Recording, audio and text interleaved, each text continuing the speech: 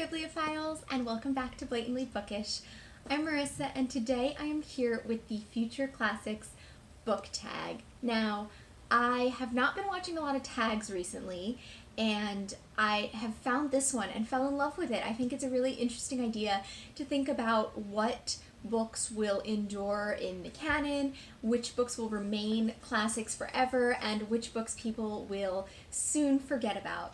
I actually filmed this tag already once, and I do not know what happened with the audio-visual issue, but the audio was completely there. The visual was like freeze frame motion of me, and it did not work out at all. So I'm refilming this, and hopefully it goes well. I don't think I was tagged by anyone in this, but I haven't been watching tons and tons of tags lately, so if you did tag me in this, thank you very much, and I'm glad you did because I am now filming it.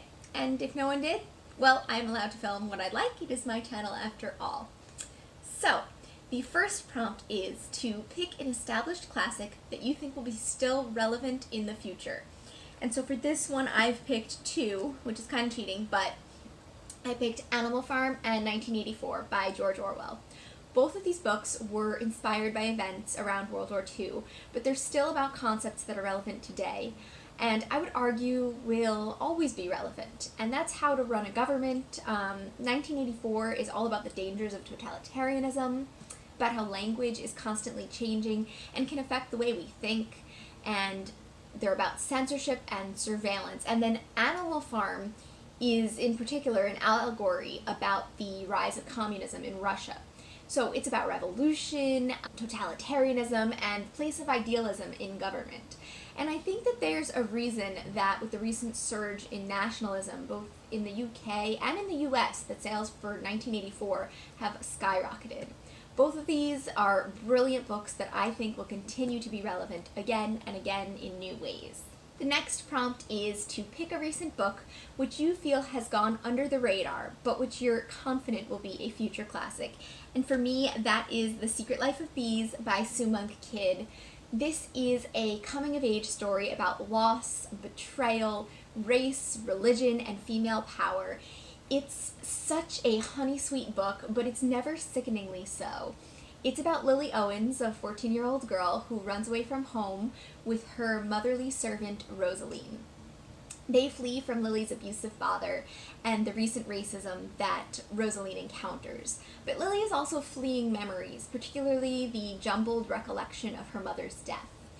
They escape to Tiburon, South Carolina, a town that holds the secret to her mother's past. And they're taken in by an eccentric trio of black beekeeping sisters. I feel like coming-of-age stories are prone to becoming classics because people continue to connect with them. And Sue Monk Kidd just does such a fantastic job of capturing the voice of a teenage girl in this one. She also throws in some quirky and memorable female characters that are definitely worth reading about for all time.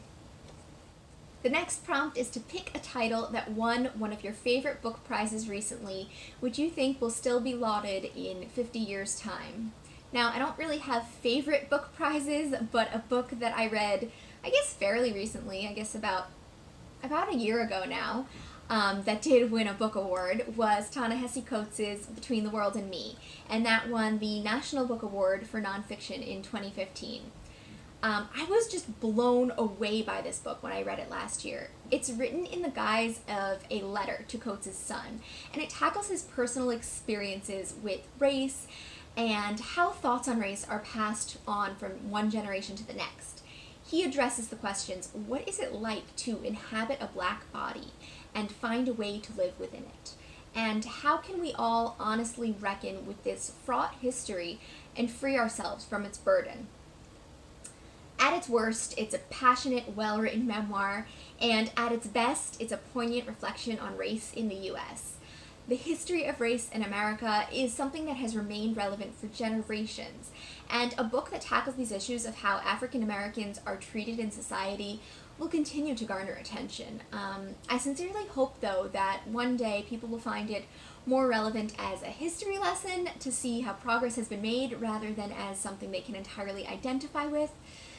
but that just may be wishful thinking for the future. The fourth prompt is to pick a recent book you haven't read yet, but which you think might become a classic based on reputation alone, like reviews, responses on GoodReads, booktube recommendations, etc. So this for me is Gilead by Marilynne Robinson. Now, this book is one that I'm not particularly interested in. The premise just doesn't sound interesting to me. But I do feel like I hear about it all the time on booktube. The premise is that the book is named after a fictional town in Iowa, Gilead, and it concerns itself with the life of an aging pastor. John Ames is a man who, even in his old age, retains an immovable Christian faith. And in his 70s, Ames has a son, and grieving his lack of time, he writes a letter to his son that takes a diary-like form.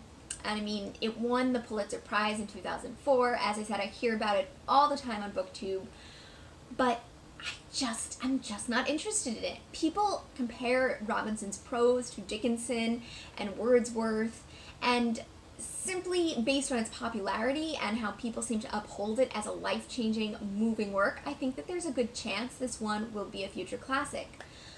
But it may be a future classic that I will not read.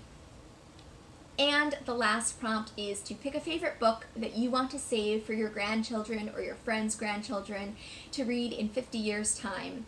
This can be a children's book or a book for adults, anything you connect with personally that you hope a future generation will connect with too. And that, for me, is The 13th Tale by Diane Setterfield. This book is brilliantly written. It is steeped in the Gothic tradition, which I've studied and love. And it just shares a love of literature that I hope a future generation in general and personally will connect with. I seriously can't recommend this book enough. I read it about a year, maybe 2 years ago now, and I know Katie from Books and Things is doing a read-along potentially in September. You'll have to check with her channel on that one, of this. And I'm tempted to read along again with it because I absolutely love this book so much. It is a love letter to literature in the best way. So yes, that is all I have for you today with the classics tag. It's fun to be making tag videos again. Please let me know in the comments down below if you've done this tag. And I feel like it's been going around booktube a lot lately, so I'm just going to say if you have not done this tag and you have a channel and you would like to do this tag, consider yourself tagged. Because it's a really fun one to do and to think about, and I hope you enjoy making it and watching this one and watching other people's. So what is one book you've read recently that you think will be a classic in the future? I'd love to hear in the comments down below. Just in case you don't have a channel, you can kind of participate in your own way. And I look forward to seeing you guys in another video soon. Bye!